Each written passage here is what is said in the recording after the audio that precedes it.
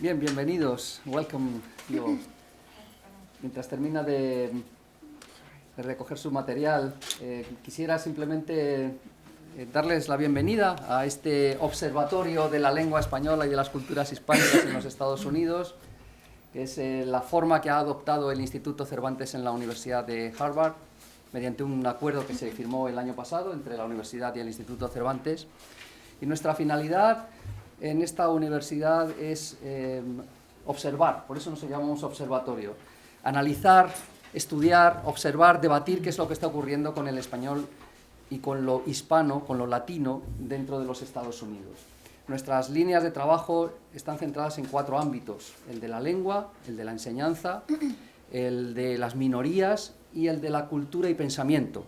Principalmente cultura y pensamiento que se expresa en español, aunque no solo en español, sino también desde el mundo y desde los pensadores hispánicos. Y aquí es donde entra en acción, donde tiene sentido esta actividad sobre filosofía que estamos abriendo en este momento. Queremos hacer ver desde dentro de la Universidad de Harvard la fuerza del pensamiento en español, la posibilidad de ofrecer pensamiento e investigación y estudio en español. Y creo que la mejor forma de hacerlo es demostrándolo, reuniendo a unas investigadoras, a unos investigadores que están en la vanguardia del estudio, en este caso filosófico, y que ese estudio además se puede expresar en cualquier lengua. Por eso hemos decidido hacer este encuentro, un encuentro bilingüe. ¿Verdad, Susana? Desde el primer momento. Así es que bienvenidos a todos, muchas gracias por venir hasta aquí, a los que vienen de fuera, a los que están mucho más cerca, bienvenidos también a esta otra su casa, y espero que este encuentro sea de mucho provecho para todos ustedes. Muchas gracias. Susana, ¿cuándo quieras? Sí. Gracias, Paco. Bienvenido a todas. Gracias por venir. So welcome everybody. This is the dialogue about philosophy in Spanish.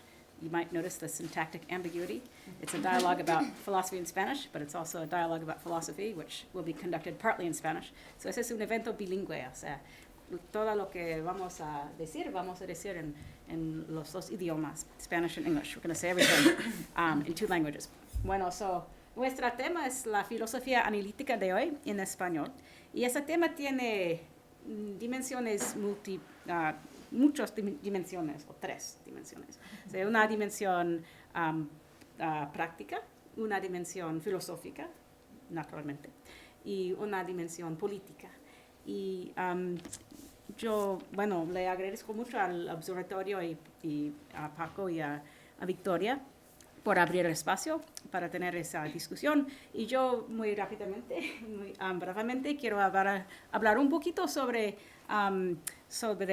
unas de esas dimensiones desde mi punto de vista. So I just want to say a few things about our topic from my point of view on these 3 dimensions: the political dimension, the practical dimension, and the philosophical dimension.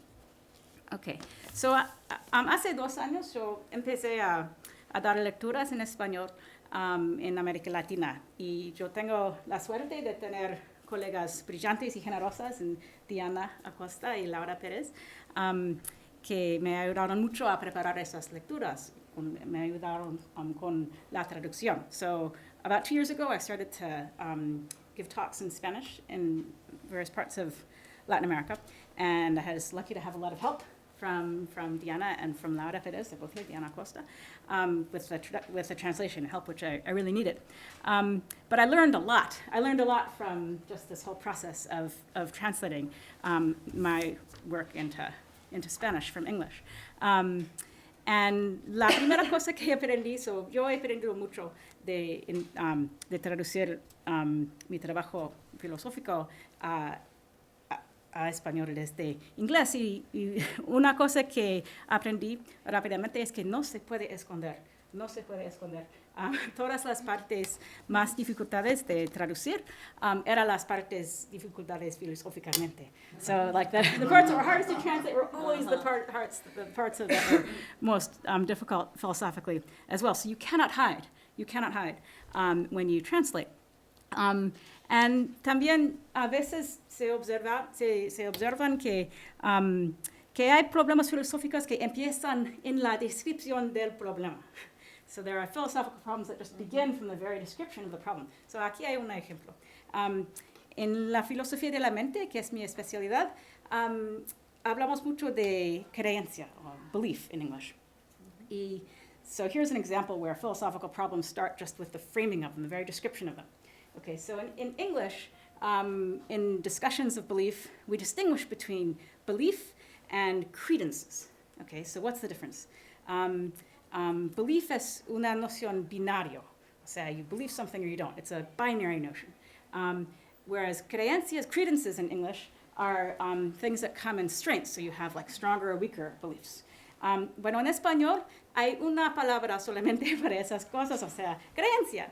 Entonces, si quieres discutir ese problema de filosofía de la mente en español, necesitan otra palabra, que está bien, pero necesita decir qué quiere decir esa palabra. Antes de poner cualquier pregunta filosófica, tienes que decir cuáles son creencias. Now, so in other words, in order to pose this problem in Spanish of what's the relation between beliefs and credences, are there both things, does one reduce to another, all of these are questions which we discuss. But when we discuss them in English, we take for granted that there is or there might be some such thing as credences, and then we go on to ask questions about that thing. And some people don't believe in credences. They think, well, there is no such thing. But they have to not believe in something they already had a word for. Whereas in Spanish, you'd have to first say what you mean right up front about what the word was. So ese es un ejemplo en que la traducción nos enfoca en el problema filosófico. So es un ejemplo del valor de la traducción entre esos idiomas. So I feel like this is an example of the value of translation of philosophy from English to Spanish. So I found it very valuable. Bueno, eso es la dimensión filosófica. La dimensión práctica, pues prácticamente cuando yo tengo discusiones sobre mis charlas en español, las discusiones son mucho más mejor, ¿no? Porque los auditorios no tienen que traducir la lectura. So if I give a talk in Spanish, the discussion is much better, and I'm not forcing everybody to translate. So that's been really great. So practically, it makes sense for me, and I've gotten a lot out of that. Okay, y finalmente, la dimensión política, que tal vez es la dimensión más interesante y más difícil. Okay, so, cuando tenemos discusiones en inglés en Alemania o en Francia, tiene una significación diferente que tiene en América Latina. ¿Por qué? Pues alemán y francés tienen su lugar en la historia de la filosofía del Occidente. So, me dicen que los filósofos alemanes consultan frecuentemente la traducción en inglés de Kant's Critique of Pure Reason. Me dicen. Okay. ¿Por qué? Es más fácil entender comparativamente, ¿no? Entonces sería natural tener conferencias sobre Kant en inglés en Alemania, pero eso no tenía la misma significación ni los mismos efectos que tendrían en América Latina si tuviéramos todas las conferencias en inglés de filosofía y nunca en español. Entonces, cuando hacemos la filosofía en español, establecemos el español como un idioma de filosofía analítica. Okay, so politically, here's one observation that sometimes when, has conferences in English in Germany or in France, they tell me that people in Germany sometimes read Kant in English because it's easier to understand. And it would be natural to have those conferences in English in Germany, but it wouldn't have the same kind of meaning because German and French, they have their place in the history of philosophy. Whereas when we do philosophy in Spanish, we establish Spanish as a language in which analytic philosophy occurs. Okay, bueno, una punta final.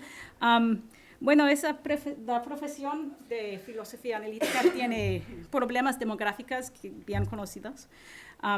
Y yo opino, es un tema difícil, pero yo opino que esos problemas son artefactos de una subcultura insular en que no hay bastante manera de poner en prueba las ideas. Y por una parte eso es porque las cuestiones de filosofía son realmente diferentes que las cuestiones de psicología o de literatura. Pero por otra parte, la subcultura es insular porque está dominado por las más dominantes fuerzas sociales. So we have a lot of demographic problems in our profession. They're well known by now, increasingly well known. And it's a complicated matter, but I think these problems are partly due to the kind of insular nature of the subculture. And where there's not really enough opportunity to put a check on the practices or even the ideas in those subcultures. And in part, that's because it's always been that way. I mean, think of Socrates on the margins of society and so on. And it's part because philosophical questions really are distinct from questions in literature, or questions in history, questions in psychology. So to some extent, it should be insulated. But there's another dimension of its insulation which has got nothing to do with that, which is just that it's insulated because it's dominated by the most dominant social forces. And so translation and sharing languages in philosophy, I think, is a good antidote to that. So, okay, I've talked long enough. So our first speaker is Diana Perez de Buenos Aires. So, bienvenida y gracias por venir. And I'll just turn it over to you. Okay. Muy bien. Gracias por invitarme, Susana, el Observatorio. Estoy muy contenta de estar acá y poder compartir algunas ideas acerca de el diálogo filosófico en español y en inglés. Yo tengo escrito lo que ustedes tienen en inglés por ahí. Básicamente, mi idea era leerlo en inglés. Es un poco largo y hay un PowerPoint en español para hacer esto bilingüe, pero bueno, muy bien. Como está escrito ahí, prefiero leer para no dejar nada sin decir. So, the first thing I want to celebrate is a title Susana gave to this event, El Diálogo, the dialogue, because philosophy is, in my view, a dialogical activity. And all I will say depends on accepting this idea, that philosophy is a form of dialogue. The image that people have about philosophers usually is that of an old person thinking in solitude, far away from the world and the society where he lives. But this image is just wrong. Philosophy is something done by young, middle-aged, and also old men and women, and it usually involves a lot of social activities, for example, exchanging ideas orally in congresses, roundtables, classes, writing something we do in mind with some potential readers of our text, and so on. So, not in vain, some of the first philosophical works we still read have a dialogical structure. A dialogue is also a way in which human beings can understand each other and look for agreements in order to build a fair and democratic society. A dialogue is a place where everyone can freely express their ideas and feelings, but also where everyone has the right to be heard by the others.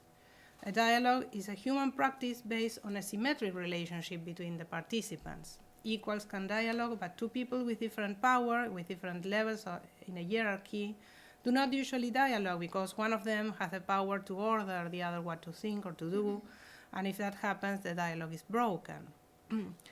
Everything I am saying, everything I said is a set of platitudes, but this is something that will lead me to say what I want to say about the ways in which we can dialogue.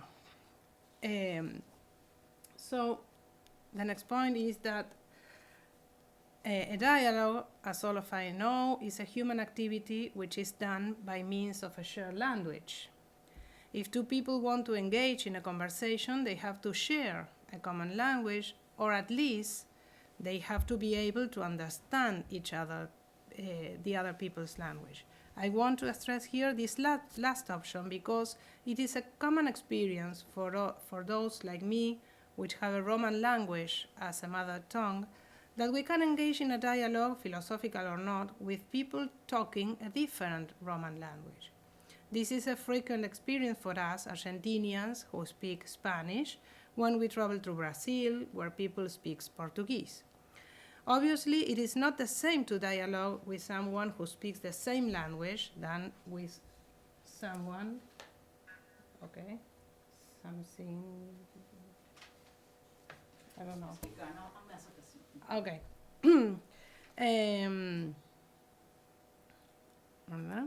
Obviously, it is not the same to dialogue with someone who speaks the same language than with someone who speaks another we understand partially. But when there are truly communicative intentions by the two people involved, and there is a common subject that both people know, for example, a specific topic in philosophy, the communication is easy and fruitful even if nobody gives up his own language. Or at least that is my experience going to Brazil and trying to discuss philosophical topics with my colleagues in Brazil, for example. In fact, as Alba Noe remarks, in most of the world, people live in densely multilinguistic environment. Indeed, the very idea of one people, one language is a cultural invention of the 19th century. And, well, this is one of the points. There is a fact, which is that there are many multicultural, multilinguistic environments where we live.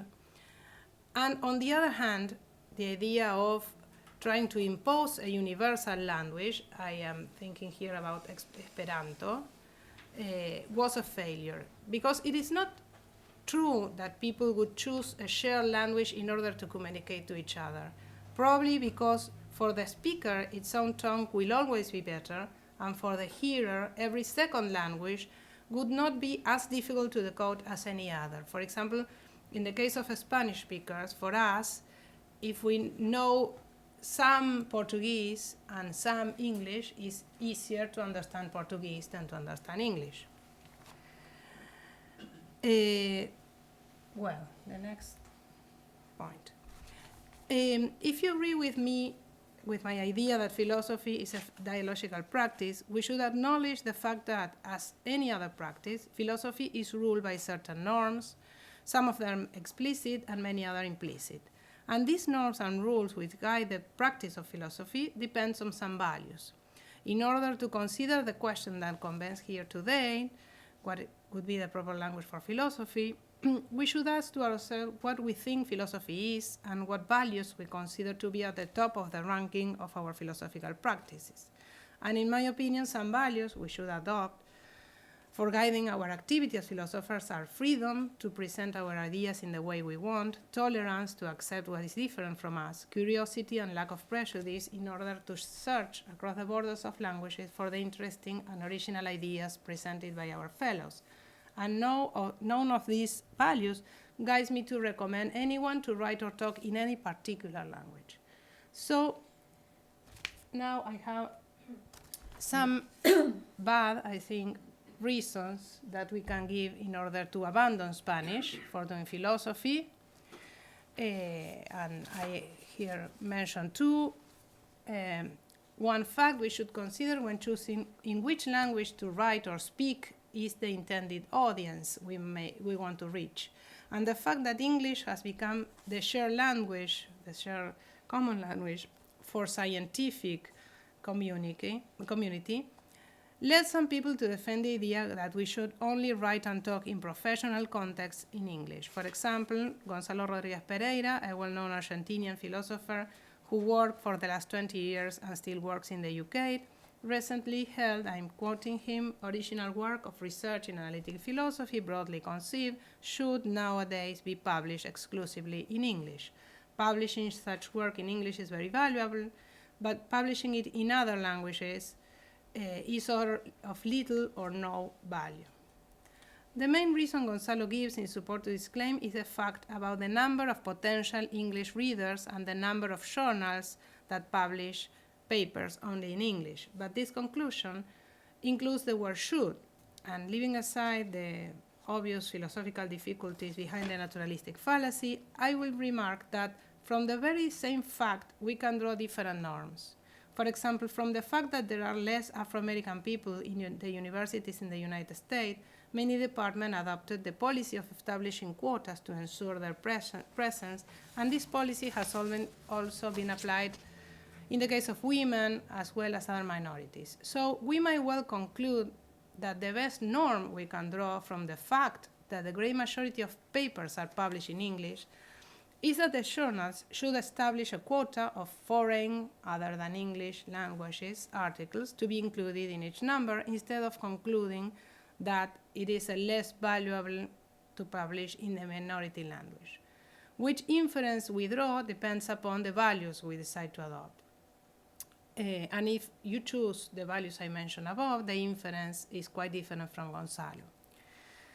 The second reason given sometimes is that there are some appropriate language for each activity, each specific activity. So I quote here Carlos Quinto, who said something like, there are different languages for different human activities: German for guiding horses, English for ordering dogs, French for diplomacy, and Spanish for love, or something like that.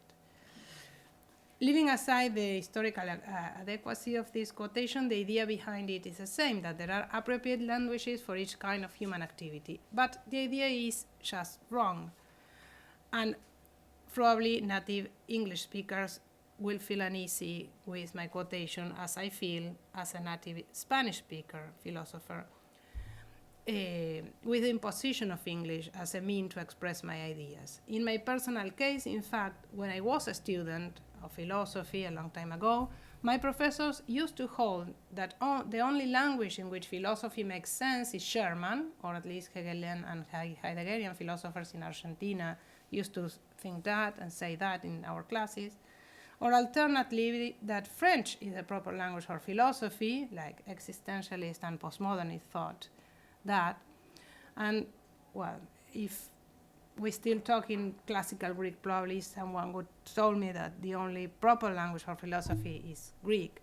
So, at least in my country, and as far as I know in every other Spanish-speaking countries, Spanish is not viewed as an adequate language for philosophy. I am not sure why, and I really want to discuss if you have some ideas about this. Why is that? Maybe something that Susanna said about the traditions already made in each language, for example, German or French or whatever, but not in Spanish.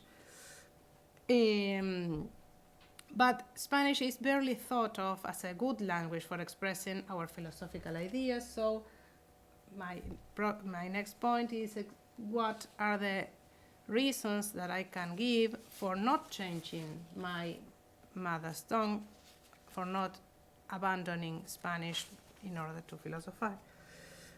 So the first point I want to stress is that language and our thought are not as close as someone could think. Language is not just a transparent media in which we incarnate our languageless, abstract, universal, unpolluted thought. I am not defending here a linguistic or conceptual relativism or something like this. I do agree with those who hold that every human thought is able to be expressed in every human natural language, but the way in which we express the same thought in different languages has some specific features which are not present in every incarnation of the thought. Because some words have different extensions in different languages, for example, color terms, or for my work, I'm also a philosopher of mind, psychological verbs. Some etymologies are involved in a word in a given language but not in another. For example, I have here the words clap and applause that seem to be synonymous, but they have different etymologies, and in Spanish we only have the word aplaudir for both. Or some words are composed by others in a certain language but atomic in another, for example, boyfriend and novio. And also because some words sound heavy or softer in one language or another, or vice versa. So the web of psychological associations that the word in a given language activates in our minds are not exactly the same in all languages, even if the informational content we express is more or less the same. Sometimes even we have to transliterate some words. Well, I have here some example, robot, or add new words for express some ideas that we don't have in our language. I put here the Portuguese word saudade. I don't know how to translate it in any other language. I am not making a too strong or odd claim here. The fact I try to highlight is apparent when we think about translation. I am not only thinking about the problems we have when translating literature, but also philosophy. I teach philosophy in Spanish, and I always have the problem that I don't have any translation into Spanish of most of the text I want to discuss with my students. So I make with my collaborators, and Patricia did it at some point of her life, made translation from English into Spanish, and the fact is that it is not as easy as we can think to translate philosophical stuff.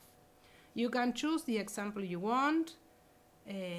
For example, the obvious problem about translating from German to Spanish or any other language, Dasein or ousia from Greek or whatever. But the example I have in mind for this occasion is the expression knowledge by acquaintance.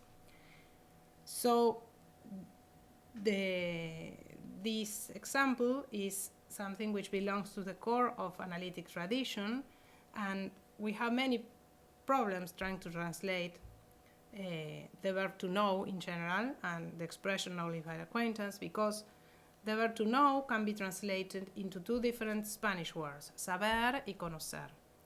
In Spanish, we know, saber, sabemos, hechos, facts, but we know, conocemos people and places.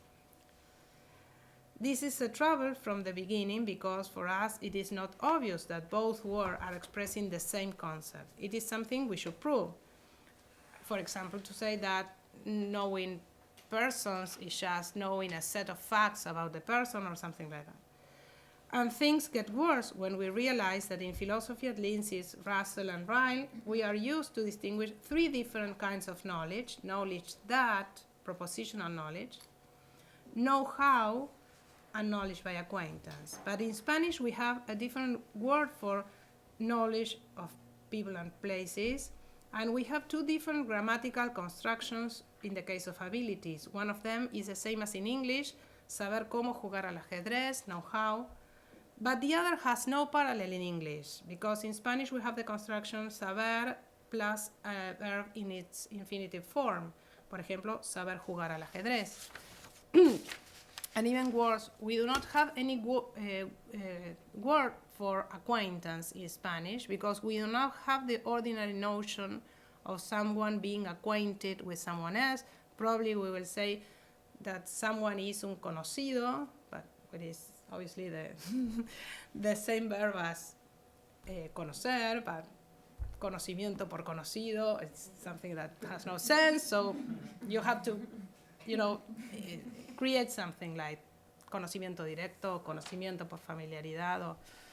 But in any case, the point is that obviously knowledge by acquaintance is a technical word, and it is used in English as if it wasn't technical. So we have a problem.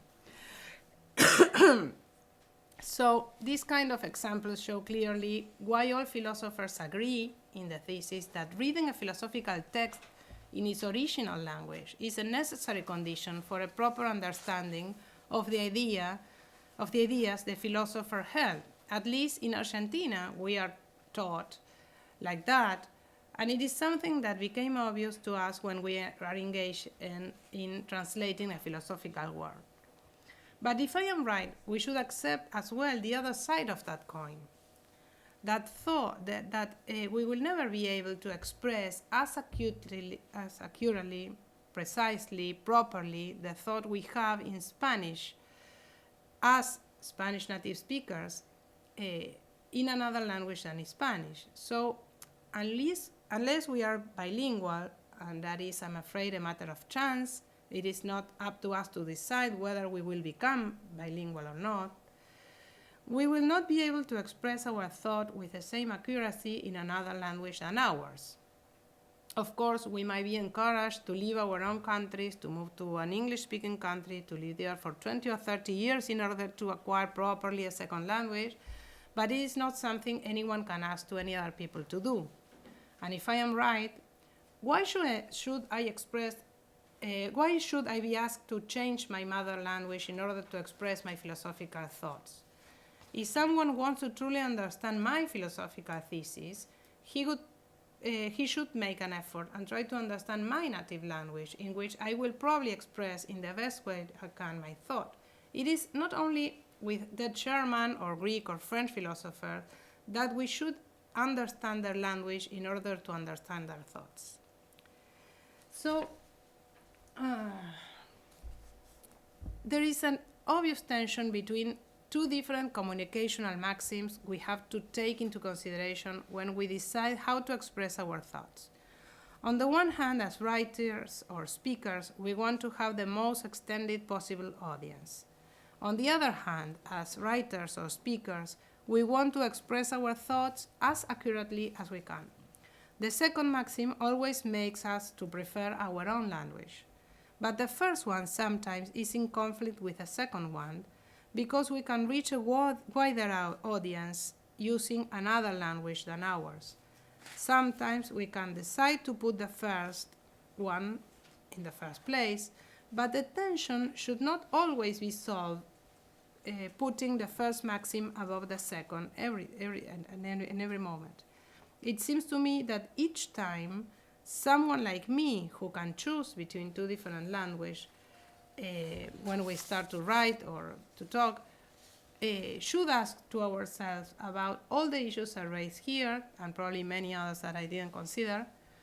And because putting the second maxim always in the first place leads us to the impossibility of communicating with many people and in the end to isolation. Putting the first one always above led us to forget who we are, to abandon our own language as a genuine way to expressing our thoughts. And as a consequence, the dialogue, in my view, become poorer because the subtleties we can make in our own language, but not in others' language, are buried. So the decision, in my opinion, is highly contextual. There is not a single rule to follow in every case. Finally, it is important to note that even if I am discussing this issue in an individualistic setting up to this point, everything I said about the individual decisions we should do as writers and speakers are considerations that should also be taken into account when we make political decisions within the institution in which we, individual people, work and develop. So the same considerations, I think, we as individual writers or speakers should do in order to choose the language in which to express our thoughts are the considerations that many people should take into account. For example, the editor of a given journal who refuses articles in other languages than English, or the organizers of conferences where a single language is accepted, or a given university where a single language is used for teaching, and so on. These are some of the implicit rules which are behind the philosophical practice nowadays. And all I am saying is that unifying the language, trying to impose a universal shared language to all the participants of the philosophical dialogues we are engaged in, led us to have poorer discussion, poorer ideas, because inevitably we lose the hues and subtleties different languages provide. So what I'm proposing is something like a careful pluralism which avoids the isolation of the minorities. And I have some examples that, if I have time, I don't know if I can read them, but it's just a couple of examples about what we did in Buenos Aires in order to try to contextually decide what to do in some specific cases. The cases are some conference we organize in English, because sometimes we prefer to put the communicational maxim in the first place, and if there are half or more than half people that only speak in English and don't understand Spanish, obviously we don't have troubles about doing everything in English, but we also try to have some way of transmitting the ideas in Spanish for the Spanish audience in that cases, because we usually have people that understand not very well English. And the other example was about a journal that we have in Buenos Aires, which is Análisis Filosófico, a journal devoted to analytic philosophy. And at up to 2000, the only language in which we can publish at that in that journal was Spanish. But then I with other people introduce English as a language for that journal, and we have a lot of resistance because some people thought that because it was a journal published in Argentina, it should publish only in Spanish. And I defended the idea that not only English speakers can publish in English in our journal, but also Spanish speakers, if they want, have to be able to publish in English, because sometimes the communicational maxim is important. We should try to communicate as many people as we can what we think. But it's just something that in some occasions happens, or we can freely decide to do that, but we cannot be forced to do that. So, to summarize, my proposal is to explore the most diverse strategies in order to promote the dialogue between English speakers and Spanish speakers, in this case, respecting the diversities and allowing everyone to choose the way each one finds to express their thoughts, and trying to avoid the isolation of those who choose the minority language in each case. So that's all.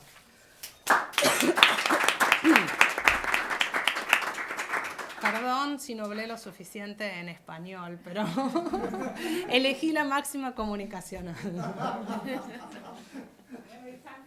Preguntas en cualquier idioma o questions in either language is fine, or just one of the languages is fine. Has questions?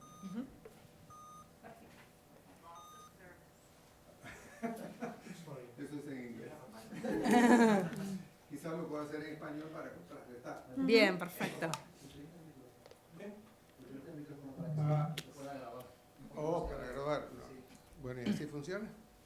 ¿Se oye? Bueno, el asunto es el siguiente. Yo pienso que hay, estoy de acuerdo obviamente con 99.99% de lo que tú dices, pero, y lo encuentro magnífico lo que has dicho, pero hay una tensión sobre un punto importante que es la equivalencia semántica. O sea, ¿cómo entender eso? Cuando yo hable de mi paper, en mi presentación, voy a presentar el caso de que yo veo como dos maneras de entender la equivalencia semántica de un texto y otro texto. Uno es una equivalencia metafísica, pudiéramos decir, que los dos textos de diferentes lenguas, tienen un significado mismo, tienen el mismo significado.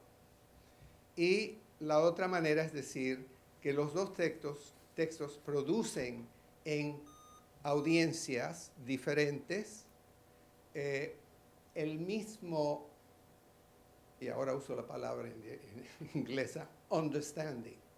So, hay una diferencia entre meaning y understanding, significado y entendimiento. Y pienso que el criterio entonces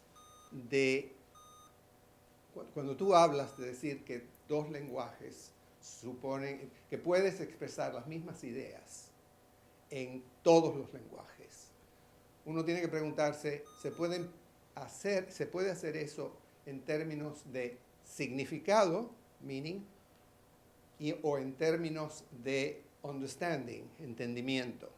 Y yo creo que la cosa no funciona igual si uno toma uno o el otro.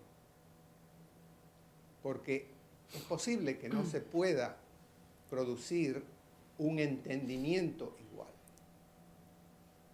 Por razones que tú mismo puntualizas ahí.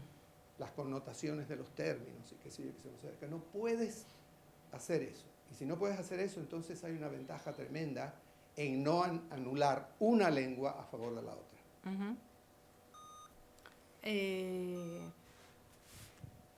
Bueno, supongo que tendremos que esperar tu explicación más detallada de la distinción entre comprensión, understanding, comprensión, y...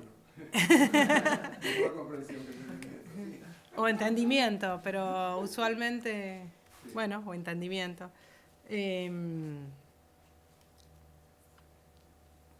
Bueno, en general traducimos understanding por comprensión, pero... entre comprensión y significado. Hay que ver qué es lo que la comprensión le agrega al significado, que supongo que tiene que ver con lo que yo llamé las redes de asociaciones psicológicas que despierta una encarnación de una palabra en un lenguaje y no en otra. Y yo coincido exactamente con lo mismo y creo que con esa diferencia, y por eso creo que si bien uno puede expresar los mismos significados en tu terminología en distintas lenguas, la forma de hacerlo es diferente y eso es lo que es difícil de dominar en otra lengua. O sea, yo puedo intentar traducir lo que digo como para que una audiencia entienda, tampoco comprenda, capte el significado de lo que estoy diciendo, adoptando tu terminología, pero hay algo que se va a escapar, que solo un bilingüe perfecto podría ser, y que ni siquiera sé si hay un bilingüe tan perfecto como eso, y en todo caso no lo soy yo y no lo es la mayoría de los que podemos hablar en más de un idioma. Son casos muy puntuales que no dependen de cada uno de nosotros, dependen de nuestra historia de vida. Y entonces hay muchas asociaciones que se escapan y muchas connotaciones o límites difusos de extensiones de términos. Y claro, uno puede pensar que para ciertas partes de la filosofía, la lógica, las cosas más formales, las ciencias, es irrelevante esa parte. Pero para muchas partes de la filosofía eso no es irrelevante. Por ejemplo, para un filósofo de la mente no es irrelevante. Está esta otra dificultad, que es que el límite entre lo que es lenguaje técnico y lo que es lenguaje ordinario no es claro. Entonces, muchas veces se introduce un término que parece que tiene la connotación que tiene el lenguaje ordinario y resulta que se está usando de una manera técnica, y cuando uno lo quiere traducir no hay una buena traducción en lenguaje ordinario, pero entonces al tratar de fijar el significado técnico ya está tomando decisiones filosóficas al hacer una traducción o al decir las cosas de cierta manera. Entonces eso es para mí una razón para seguir escribiendo en español.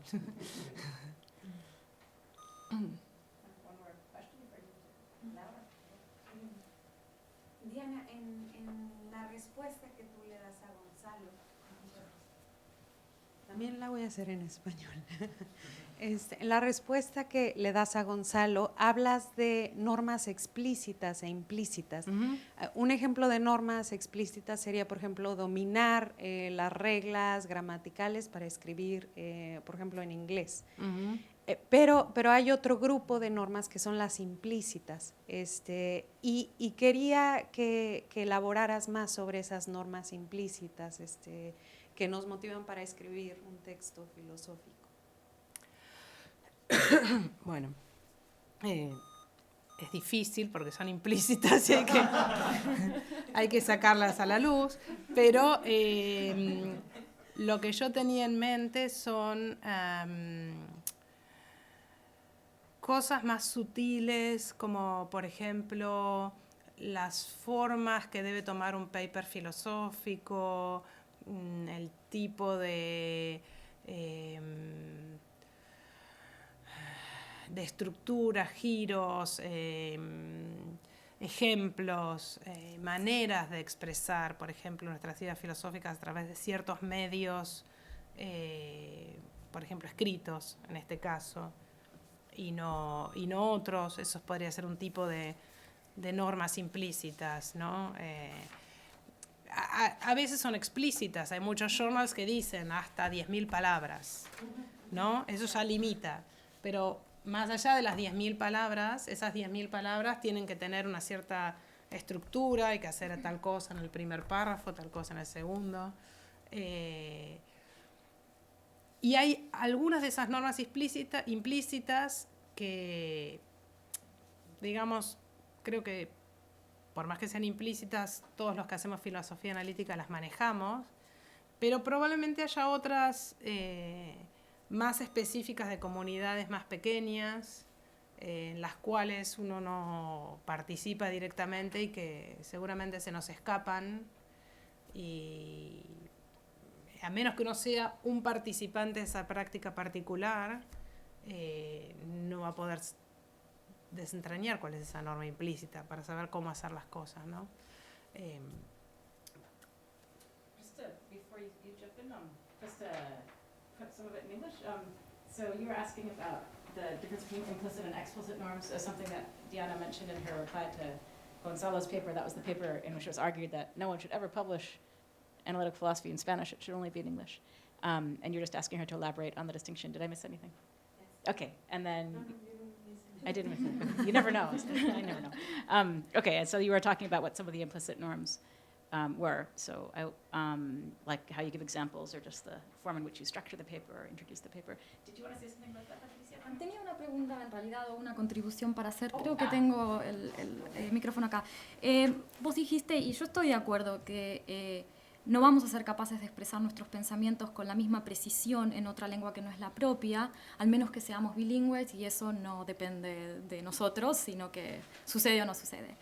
Y yo estoy de acuerdo con eso, pero también quería decir que yo tuve aquí en Estados Unidos un profesor que no es un hablante nativo inglés, es israelí y el inglés era su segunda lengua, y una vez fui muy preocupada expresando mi frustración por las dificultades de expresarme con claridad y precisión en inglés, y él me dijo, sí, por supuesto, están esas desventajas, pero también lo que yo encontré, al menos en mi experiencia, es que al intentar poner mis ideas en inglés, estaba forzado a lograr un nivel de claridad, y esto tiene que ver con esto de no poder ocultar nada en un idioma que no es el tuyo, de tal manera que no me podía esconder en la lengua como sí podía en el hebreo. En el hebreo podía usar metáforas y conocía los trucos y los laberintos de la lengua, de tal manera que me podía esconder y no expresarme con total claridad. Pero en inglés no tenía esas estrategias disponibles, y eso me ha obligado, cuando escribía en esta segunda lengua, a ser aún más claro, o incluso volverse mis propias ideas más claras para mí mismo. ¿Qué es lo que yo quiero decir? Se volvió más claro para mí mismo. Y a esta altura yo he empezado a sentir, siento algunas veces que cuando escribo en inglés, que no es mi idioma nativo, y ciertamente no tengo el dominio que tengo en inglés que el que tengo en español, me obliga a poner ciertas ideas con claridad o repensar algunos de mis pensamientos, y incluso mis propias ideas se vuelven más claras para mí misma. Así que también está esa otra ventaja. Sí, lo único que puedo decir al respecto es que comparto la experiencia por tratar de hacer las mismas cosas en un idioma y otro ante distintas audiencias, pero que eso no es una virtud del inglés, porque no, como dijo Susana, eso le pasa a ella cuando trata de expresar sus ideas en español. O sea, esa es la ventaja de poder dominar más de una lengua, y yo creo que eso en sí mismo es bueno en general, y que habría, o sea, si yo tuviera que tomar alguna decisión en alguna institución educativa, sin duda promovería que la gente sea capaz de expresar sus ideas en más de una lengua. Porque me parece que eso es enriquecedor para cualquiera, la experiencia de poder darse cuenta que lo que uno piensa y lo que uno lee en otra lengua puede ser tan rico y sorprendente, más de lo que sea. In the philosophy department, where you have to translate philosophy out of German or Latin or Greek or French into English, but I was thinking maybe we could have another way of fulfilling this requirement, which is to translate something out of English into another language, or maybe faculty could have it as a light course. Okay. Oh, Is there time? Es una pregunta corta, pero retomando tu idea de bueno, si la gente quiere saber mi filosofía, que aprendan mi idioma y me escuchen, pensaba yo que tal vez una manera de promover la filosofía en el castellano sería promover la filosofía en sí misma, como tener en países hispanohablantes, y quería saber si podías comentar en esto, como teniendo filósofos bien establecidos que están ahí, que quieren publicar sus ideas en español, hará que más gente quiera leerlos en la lengua, y tal vez sea una estrategia, pues, no sé, para este fin. Sure. I was just picking on her idea that if someone wants to understand my philosophy, they should learn my language. I was picking on that thought and thinking that maybe a general good strategy to promote philosophy in Spanish or in other languages that are not English or that are not like the predominant language in philosophy, maybe the strategy would be just to promote philosophy itself in the countries where that language is spoken, because then there will be more salient figures that people will want to read, and then would make the effort to learn the language. And this goes back to your idea of Kant, like people would just learn German to understand Kant in their native language. So I was just thinking maybe just promote philosophy in general would be an overall maxim that could be helpful. O sea, coincido plenamente con promover la filosofía en los países de habla hispana y en todos los países del mundo, porque para mí la filosofía es algo muy importante culturalmente por los efectos que tiene en la gente, por la capacidad crítica que genera, y creo que es una disciplina que sin duda debería estar muy, muy extendida en general en todos los sistemas educativos. Y la otra cosa es, que supongo que apuntas también a eso, a promover comunidades filosóficas que produzcan y discutan internamente ciertos temas, cosa que es un poquito más difícil que promover la filosofía, promover un diálogo más fuerte entre los que pensamos y escribimos filosofía en español, y eso, digamos, creo que lentamente al menos estamos tratando de hacerlo, en muchos casos a través de instituciones. Bueno, acá Pepa es presidenta de la CEFA y yo de SADAF, y tenemos encuentros bilaterales cada tanto entre la CEFA y SADAF. Está la Asociación Latinoamericana de Filosofía Analítica, que también promueve congresos cada 2 años de filosofía, donde por supuesto el español es una de las lenguas oficiales. Hay una cantidad de trabajo institucional que muchos de nosotros estamos haciendo para promover esa comunidad de filosofía en español, y después la otra cosa que simplemente, que era como el sueño que yo tengo, como John Lennon soy una soñadora, es que tal vez lo que debamos hacer los filósofos que hablamos español, o que pensamos y escribimos en español, es hacer las dos cosas, o sea, publicar algunas cosas en español y publicar algunas cosas en inglés. O sea, por lo menos mi experiencia es que a veces encuentro algún artículo de algún autor que me parece muy interesante y me pongo a googlear, un verbo que no existe ni en español ni en inglés, googlear, claro.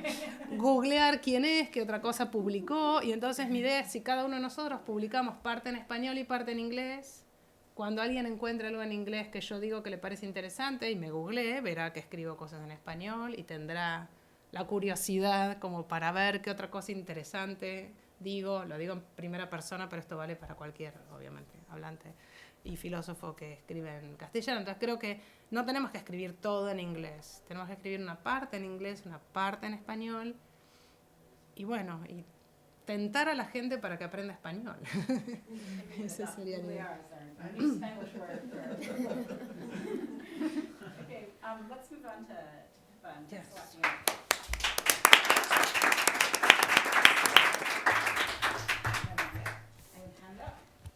Okay, I think the tone of my little presentation is going to be slightly different.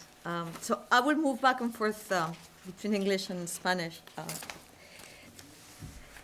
So I think of English as the Latin of modern times. It plays the role that Latin used to play for Europeans in the Middle Ages. And both Latin and, surprisingly, Latin and English are languages of an empire. But so is Spanish, the language of a fortunately lost empire. So I can well imagine philosophers from non-Spanish speaking countries, including some colleagues from the Basque country or Catalonia, raising their voices against the idea that Spanish should play the role that English plays today in all areas of academia. So we shouldn't thus not be lured into at least straightforwardly associating the idea that we Iberian and Latin American philosophers should publish exclusively in English.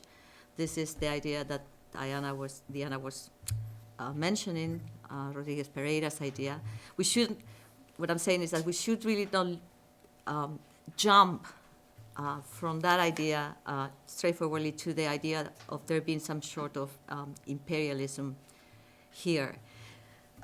Yo pienso en inglés sobre filosofía y pienso además, esto lo voy a contar después, pienso que el inglés es un poco el latín de los tiempos modernos. Juega el mismo papel que el latín jugaba en la Edad Media para los europeos. Y como cabe esperar, tanto el latín como el inglés son idiomas de un imperio, pero también lo es el español, también es el idioma de un imperio, no debemos olvidar eso. El idioma de un imperio que afortunadamente ya no existe. No es difícil, por tanto, imaginar que haya filósofos de habla no hispana, incluidos algunos filósofos que viven en España, como filósofos que viven en el País Vasco, en Cataluña, que pudieran alzar sus voces contra la idea de utilizar el español o de que el español adquiriera o jugara el mismo rol que el inglés juega ahora mismo en el ámbito académico. No nos debemos, por tanto, dejar seducir por esa asociación inmediata entre la idea que Diana ha mencionado, que defiende Rodríguez Pereira, de la idea de publicar exclusivamente en inglés, asociarla literalmente con algún tipo de imperialismo. Creo que este es un tema mucho más complejo. So the issues here are complex, and we must really resist the temptation of mixing political ideology with a discussion of this topic. In particular, I think we should resist the thought that contributions to philosophy made in English by Latin American philosophers, I will use Latin American philosophers to include Iberian philosophers as well, okay, so I think we should resist the thought that the contributions to philosophy made in English by Latin American philosophers are a sign of subordination or dependency, as some other Mexican philosopher, Guillermo Hurtado, has often suggested. Quite the opposite. I think this should be taken as an illustration of the equal status shared by those who make of critical analysis and the sheer pursuit of philosophical knowledge their ultimate goal. Como decía, esta es una cuestión compleja y debemos resistir la tentación de mezclar cuestiones de ideología política con el tema que nos ocupa aquí hoy. Al menos esta es la línea que yo voy a defender en esta pequeña presentación.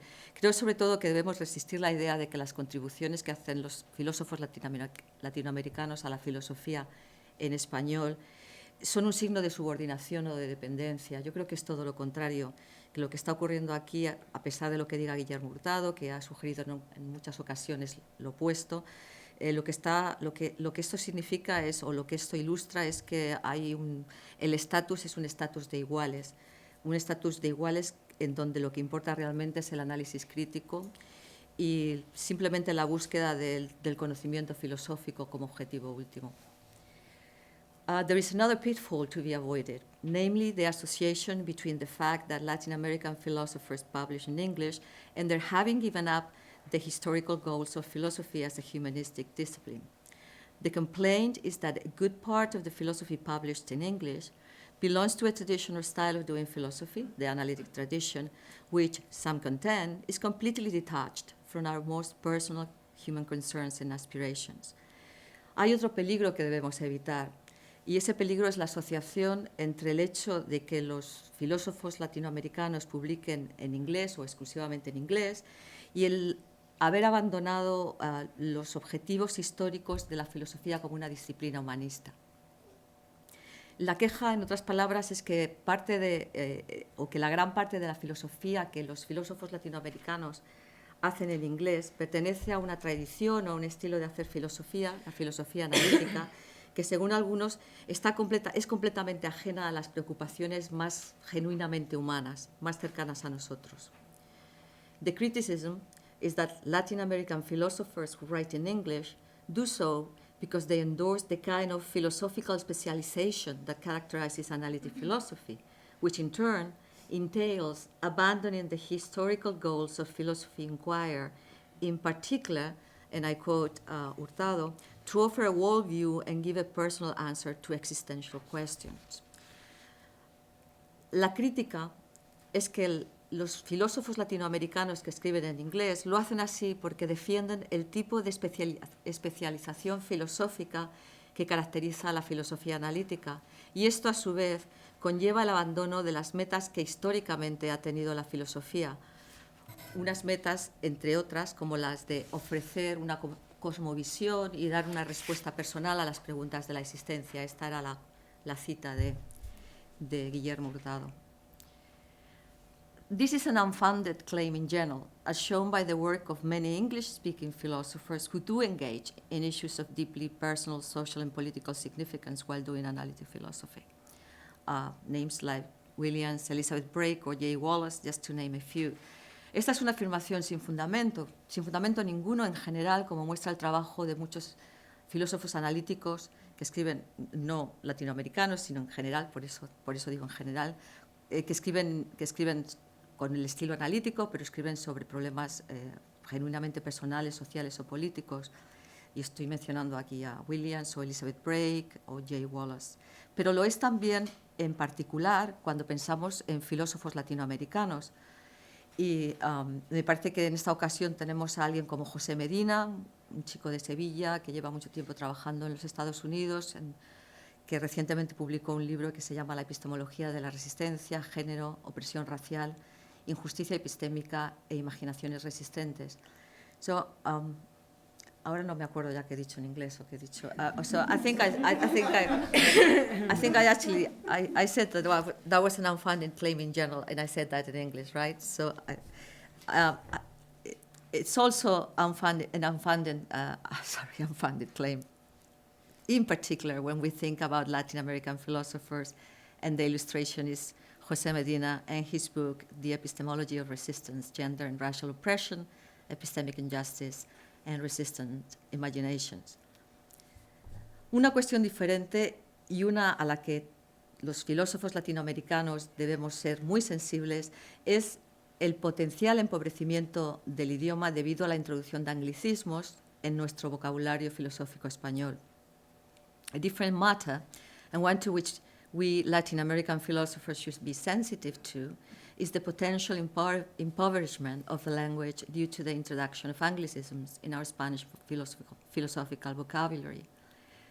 Getting used to writing about philosophy in English may have this consequence. Una vez que adquieres familiaridad con la escritura en inglés de filosofía, es muy probable que esto tenga esta consecuencia. And I am painfully aware of this danger. Soy muy consciente de este problema. I did not have a bilingual upbringing and did not find myself in English-speaking environments until I finished my PhD. But then I spent 20 years of my life in English-speaking countries. I only occasionally publish in Spanish, but when I do, I often struggle with finding the correct Spanish word for a philosophical view or a key philosophical concept. In conversation, given that most of my colleagues and students speak English, the betrayal is easy.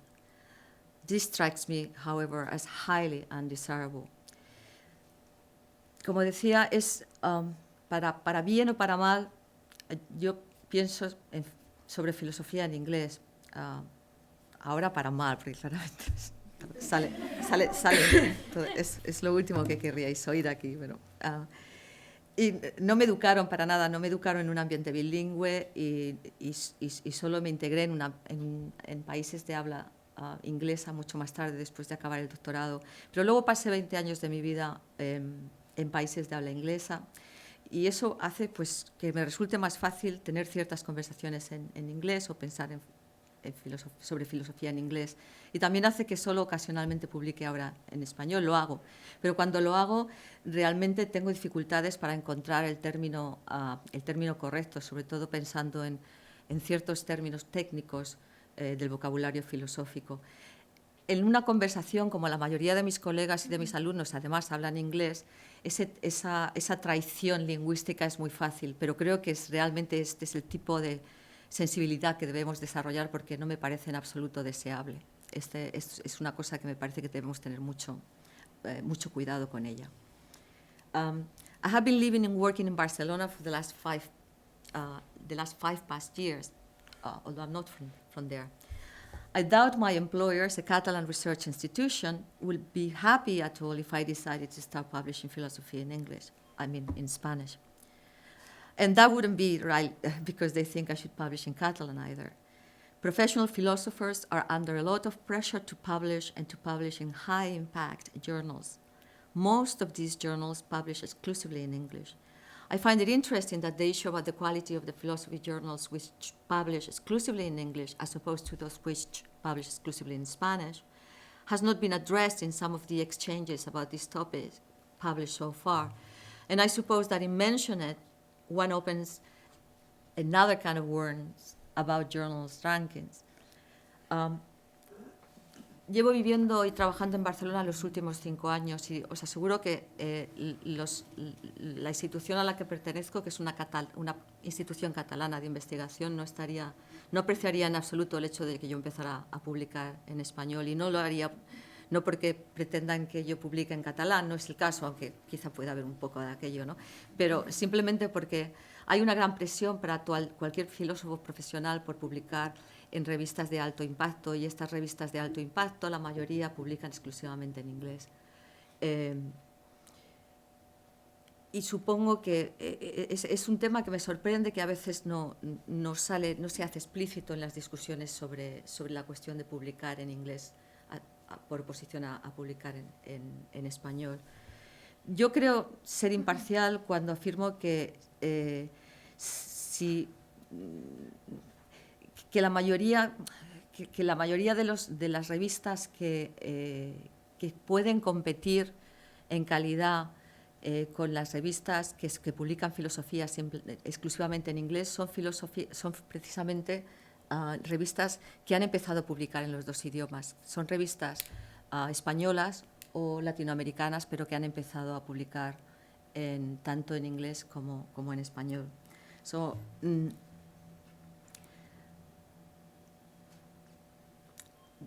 those journals published in Latin American countries, including Spain, which compete with at least some of their Anglo-Saxon cousins, are precisely those which are open to submissions written in either language. It shouldn't come as a surprise, because in doing so, they guarantee the work can be evaluated by a wider community of experts. And this, at least to some extent, contributes to raising the standards. No debería ser una sorpresa el que hagan esto, porque al hacerlo así lo que están contribuyendo a que el proceso de evaluación de los trabajos se abra a una comunidad de expertos más amplia, y haciéndolo de ese modo elevan los estándares de esas revistas. Do I have time to go on for maybe 3 more minutes? Yeah. Maybe what we'll do is when you finish, Diana, Denise, I can go and you can have the questions for all. Fantastic. Yeah, I'll mention just a couple of more things. One about students and another about institutions. So I just wanted to mention that I actually, and against the current here, I positively encourage my students to publish in English, and I do it partially for the reasons I just mentioned, because the job market is a tough job market, and in general, I like them to have a job as soon as possible. So I like them to be prepared, to feel comfortable talking and discussing and writing about philosophy in English. El mercado de trabajo para los filósofos es muy malo, es quizá, no sé si peor que para los demás, pero efectivamente tan malo como para los demás. Y sobre todo para España, que es un país europeo, la posibilidad de poder presentarse a trabajos en países de habla no hispana es realmente una ventaja. Como veis, mis consideraciones son casi todas pragmáticas. Y voy a acabar con otra consideración pragmática que viene a apuntar a lo mismo. So I just talk about how tough the job market is for philosophy students, and that begins even before, when they're deciding where to go to get, for instance, a master's degree. And as part of a multilinguistic Europe, Spanish universities have to be very sensitive to the needs and expectations of students, regardless of their native language.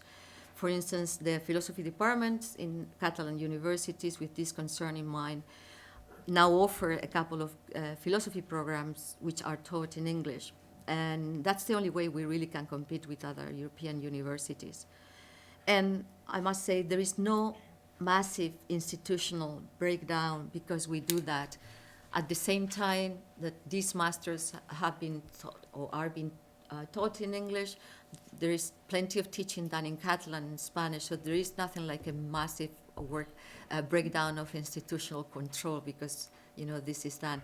Como decía, quizá esto tenga un poquito más de relevancia en España porque formamos parte de Europa con muchísimos idiomas, pero el problema de obtener un trabajo al final de un doctorado se plantea ya desde el principio cuando los alumnos en Europa intentan decidir en dónde seguir después de la licenciatura sus estudios de máster. Y en este caso, quizá porque Cataluña también tiene en ese sentido una sensibilidad especial, pues las universidades catalanas hemos ofrecido un par de programas de máster que se hacen totalmente en inglés. Los profesores dan clases en inglés, los alumnos tienen que hacer sus tareas y sus trabajos de investigación en inglés.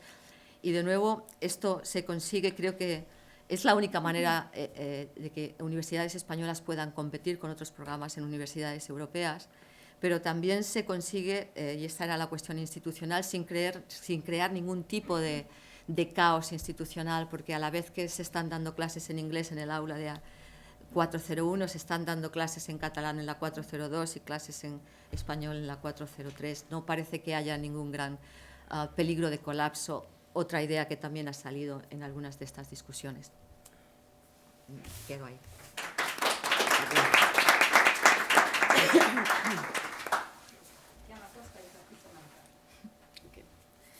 First of all, we would like to thank El Observatorio and Susana for organizing this event. We also want to introduce ourselves and say a few words about the source of the ideas that you're about to hear. Patricia and I are currently philosophy graduate students at Harvard University. Both of us come from Latin America, where we did our undergraduate studies at the Universidad de Buenos Aires in Argentina and the Universidad de los Andes and the Universidad Nacional de Colombia, respectively.